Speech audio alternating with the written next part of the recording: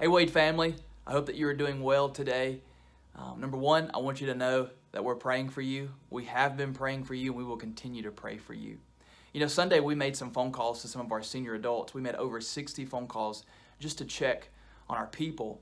And one of the things that we did was we not only wanted to check on their needs, but we also wanted to leave them with a word of encouragement. And so we prayed together. We said, God, what is it that you want us to share with your people? What verse is it you want us to read and remind them of your goodness? And God led us to Romans 12:12, where Paul will say, rejoice in hope, be patient in affliction, and persist in prayer. What a fitting verse for our shape that our community's in, our country and our world right now during all of this. And you know, one of the things that we must do is what Paul says, we must rejoice in hope. What is the hope that Paul is talking about?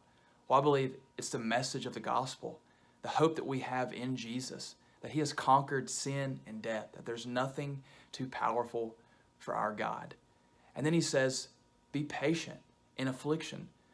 You know, one of the things that we like to do when tribulation happens or things happen to us is we like to worry. When afflictions come, our first instinct is to worry and to think of the worst things that could happen. But Paul says, be patient in affliction. When you think of someone being patient, you think of them being still and waiting.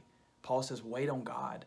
You see, God is always at work. He's always at work around us. And one of the things that I look at everything that's going on around us and think, okay, God, what are you trying to do? Let me be patient in this affliction. Let me be patient in this tribulation. Because I have a hope. My hope is Jesus.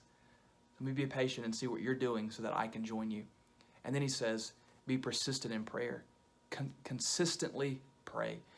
You know, that's one of the greatest things that we have is the tool of prayer. Prayer is so powerful when we know that the God that we're talking to is listening and he answers us when we pray. And so Paul says, hey, you have a hope. You're going to have tribulations. But in the midst of that, pray. Pray constantly. So we have to rejoice in our hope, share the hope that we have in the gospel, and then pray continually. Church, we love you, and we hope that this encourages you to pray. Pray for our staff here. Pray for our pastor. Pray for our country. Pray for our leaders of our country. Not only that, but you have a hope. Paul says, rejoice in that hope and be patient in affliction. We love you, church, and hopefully we'll be able to see you soon.